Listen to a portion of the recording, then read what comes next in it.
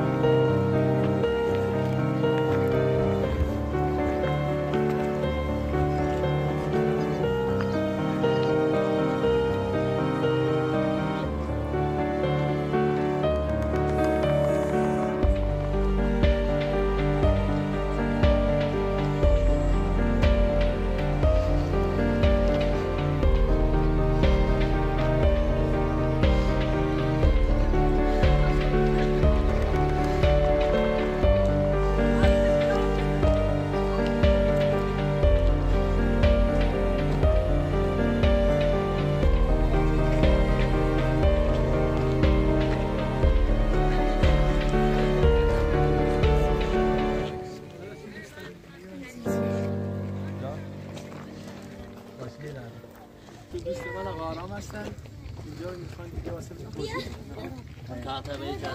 سلام خوش اومدید. سلام. در روستای دره‌توفی خوش اومدید. اسم روستای ما دره‌توفی است. دره که یک کلمه فارسی، توفی هم یک کلمه آورامی میتونی بگی که لیدر محترمتون آقا عطا خوب میدونه که به معنای درخت توته، چون قبلا تو روستای ما خوندن و نوشتن به زبان آورامی بوده یا آورامی به اسلامی میتونی بگی. اسم روستا ما این فارسی بود دره تو قدیم هم تو گذاشتن تو روستای ما لگلکا بودن، ولی منتها رو درختای توت که به سر خشکسالی سر سایر درختای توت از بین رفتن. لگلکا رو آوردن یه ساختن اینجاشون رو تیرای برقی هر ساله 20 تا 30 تا لگلک متاسفانه دچار برق گرفتگی میشن. یه حالی روستا تصمیم گرفتیم که این فاجعه رو بگیریم و براشون یه دستساز بسازیم. همونی که وسط روستاست همه تو میبینید روی دیوارمی استار دکار میام روی آزمایشی بود که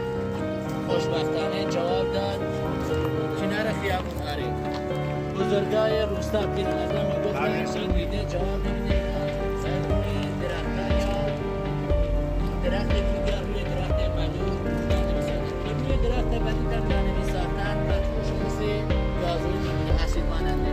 درختای بلور هم خوش میشه. چون درختای بلور هم برای ما خوردا اهمیت زیادی داره. طبیعت از بین این درختان نمیشه. از اون طرف برق گرفتگی، از این طرف خشک شدن درختای بلور. تصمیم گرفتیم براشون پایه فلزی بسازیم که خوشبختانه ایده جواب داد. 90 اون آزمایشی بود جواب داد. 92 اینجا رو براشون استار زدیم. همینطور که خودتون مشاهده می‌بینید تمام پایه فلزی کار اهالی روستاست. مردمی هیچ ارگانی هم دخالت نکرده. کار کوچک تا بزرگ روستا. خوشبختانه الان 120 تا لونه دستساز داریم. اول روستا رو نگاه اون ور رو نگاه کنید وسط روستا همش لونه دستسازه. بعد لگلکا اینا از عربستان میان، چون ما کردا به میگیم حاجی لقلق، شما میگی حاجی لقلق. اول بهمن آقا لقلق‌ها 10 الی 15 روز زودتر میان خونه‌شون، میان ایناشون رو بازسازی میکنن، میدونن کدوم خونه یا مال خودشونه. بعد خانم لقلق‌ها میان شروع میشه به جفتگیری، بعد تخم گذاری 3 الی 5، بعد مرحله بعدی خوابیدن روی تخم‌ها. همینطور که میشه همه خانم لقلق‌ها روی تخم‌ها خوابیدن. جوجه ها اومدن، اون جوجه ای که از همه ضعیف‌تره پرت میشه پایین. با خود ما کردا میگیم قربانی اون 2 تا یا 3 تا دیگه میشه. از نظر علمی هم میگن به خاطر اینکه نسلشون بزرگ کنیم تا جوجه ها بزرگ میشن بتونن پرواز بکنن به مردارها. مردارها دوباره برمیگردن عربستان. اینا به صورت جفتی کنار هم زندگی میکنن. اینا تار صوتی ندارن، به اصطلاح میتونیم بگیم لال هستن. هر وقت آقا لقلقه از سر کار میاد، خانم لقلقه ازش تشکر خوش آمدید میگیم. حالا همه بوده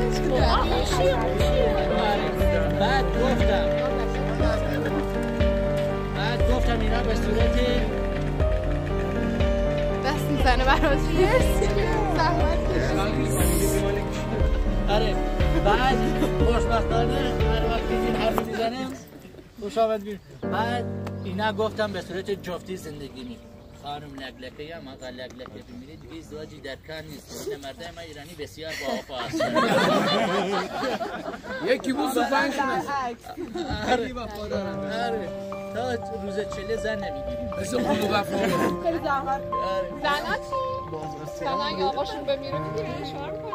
نه دیگه زنا که دیگه بازار نداره. این همه جا بشه تو تخم بچه دیگه. اینا هر ساله تخم همسایه نگردن. بعد اینا هر ساله برمیگردن روستای ما. اهالی روستا براشون جشن برمیزن. چون به همانون برمیگردی براشون جشن برگزار کنید. بعد اینا شکارشون باید زنده باشه، گوشکارن مار، ماهی گوش، قورباغه، ملک، هرچی زنده باشه میتونن شکار میکنن. این حصاره هم پارسال نبود، میتونستی برید بالا از نزدیک لقلقه رو ببینیم. اون تاونایی که میبودن زیاد سروسیدن که بیان بچه همشون سنگ چوب پردن. بعد خانم لقلقه میپرید تای دوری میزده بیان تخماشون خراب شد. پارسال جوجه کمی داشت، طوری فهمیدیم مشکل این بودیم. اول بار این جوجه رو حصار زدیم. انشالله جوجه ها اومدن خسته شد دوباره شما بیایید میتونید برید بالا از نزدیک هم لقلقه رو ببینید. بعد مشکلاتش امسال اهالی روستا تصمیم گرفتیم با کمک شما، هیچ اجباری در کار نیست، دلخواهیه، کمک کنی که بزرگی کردیم تا سال آینده جوجه هاشون اومد ببینیم براشون های بیشتر یا های بیشتر میگیریم که بیچار برگرفتگی نشن. از اون طرف هم چی طبیعت از بین مزوان کردی یا محلی بخیر به سر 4 سالی هم داشتی در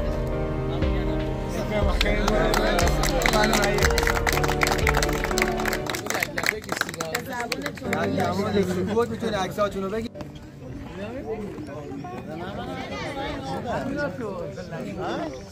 چی داره تو داره تو اینجا خیلی جا توده آقا میشی جسم مشهد میگرفت از جسم مشهد